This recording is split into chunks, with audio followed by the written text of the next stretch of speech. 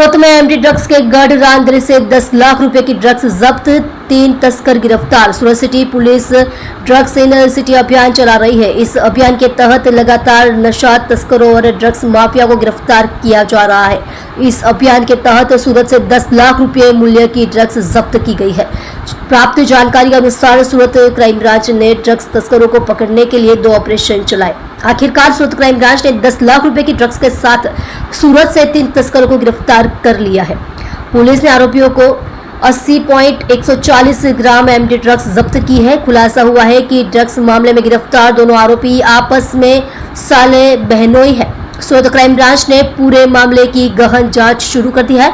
सूरत में crime branch ने 10 लाख रुपए के एमडी ड्रग्स मामले में रांदेर टाउन इलाके से 3 लोगों को गिरफ्तार किया है। इन 3 में से 2 तो रिश्तेदार में साले निकले। आरोपी तस्करों फहाद सईद शेख, साहिल अल्ताफ सईद और सोहन हाजीफुल्लाह खान को गिरफ्तार कर लिया गया है। आरोपियों के पास से 80.140 ग्राम एमडी ड्रग्स जब्त की गई है।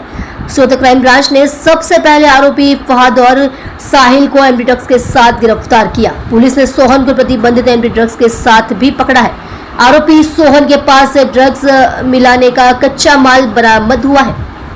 मैग्नीशियम सल्फेट की मात्रा भी पाई गई है। सोहन 24 जनवरी 2025 को मुंबई से प्रतिबंधित दवाएं और ड्रग्स मिलाने के लिए कच्चा माल लेकर आया था। आरोपी साहिल ने इससे पहले वर्ष 2019 में अपने चाचा की हत्या की थी। साहिल भी 6 महीने से जेल में रहा। यह पता चला है कि आरोपी फहाद शेख और साहिल सैयद आपस में साले बहनोई है। कुछ तस्कर ऑनलाइन दवाइयां मंगवाते हैं। यह ध्यान देने योग्य है कि कुछ तस्कर सोशल मीडिया और डार्क वेब का उपयोग करके एलएसडी ड्रग्स और हाइब्रिड मारिजुआना बेचने की गतिविधि में शामिल है। आरोपी पर नजर रखी जा रही थी। इसके अलावा सूरत में भी पुलिस द्वारा एक अभियान चलाया गया। सूचना के आधार पर आरोपी के घर पर छापा मारा गया और संबंधित संपत्ति जब्त कर ली गई। सूरत क्राइम ब्रांच द्वारा सूरत क्राइम ब्रांचના police inspector SN Parmar, PSI Maheda અને પીએસઆઈ કેચ પુવારની ટીમને એક ઇન્ફોર્મેશન મળી હતી કે સુરત રાંદેર રોડ ઉપર રહેતા ફહાદ શેખ અને સાહિલ સૈયદ બંનેનાઓ એમડી ડ્રગ્સ વેચે છે અને એ મુદ્દામાલ સાથે નીકળવાના છે।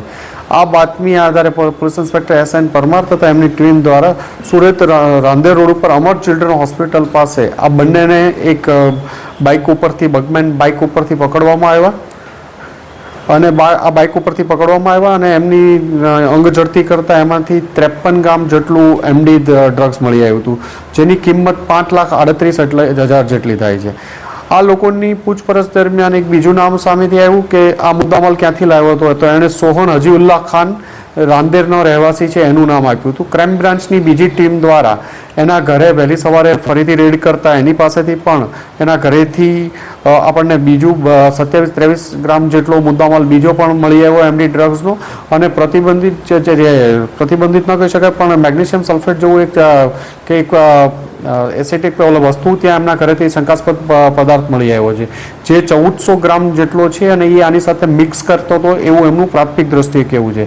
અને બંને જગ્યાએ અલગ અલગ રાંદેર પોલીસ સ્ટેશનમાં અને ક્રાઇમ બ્રાન્ચમાં ગુનો દાખલ કરી આ લોકોની ધરપકડ કરી અને તપાસ ચાલુ છે। સોહન અને ફહાદ અને સાહિલ બંને 2022માં 33 ગ્રામ કોકેન સાથે સુરતમાં પકડાઈ ચૂક્યા છે। આ બંનેને જે આ કોકેન છે એ મુંબઈથી ઇબ્રાહિમ ઓડયો નામના એક માણસ પાસેથી લાવ્યા હતા અને આગળ ઇસ્માઇલ ગુજ્જર જે એના બનેવી થાય છે એ જે પણ આ કેસમાં ધરપકડ થઈ હતી ઇસ્માઇલ ગુજ્જરને આપતો હતો। એની બહેન હિના જે સાહિલની બહેન હિના છે એને પણ એસઓજી દ્વારા 500-400-500 ગ્રામ એમડી સાથે સુરત શહેરમાંથી ધરપકડ કરવામાં આવી હતી। ઇસ્માઇલ ગુજ્જર ને ઇબ્રાહિમ ઓડયો જે આનો બનેવી થાય છે એ મુંબઈથી ઇબ્રાહિમ ઓડયો જે એટીએસ દ્વારા 2022માં જ એક વડોદરાથી એક ફેક્ટરી પકડવાઈને 218 કિલો જેટલું એમડી પકડવામાં આવ્યું હતું। એનો મુદ્દામાલનો રિસીવર ઇબ્રાહિમ ઓડયો હતો અને ત્યાંથી પણ માલ ઇસ્માઇલ ગુજ્જર લેતો હતો। આ ઉપરાંત સાહિલ એના સગ્ગા કાકાના મર્ડરમાં પણ 2019માં ધરપકડ થઈ ચૂકી છે। એની કોકેનના કેસમાં થઈ છે, વેપન સાથેની એમની ધરપકડ થઈ છે। આ લોકોની એરેસ્ટ કરી અને આગળની એ લોકોની પૂછપરછ ચાલુ છે અને એમના 3 દિવસના ફહાદ અને સાહિલના રિમાન્ડ મેળવવામાં આવ્યા છે।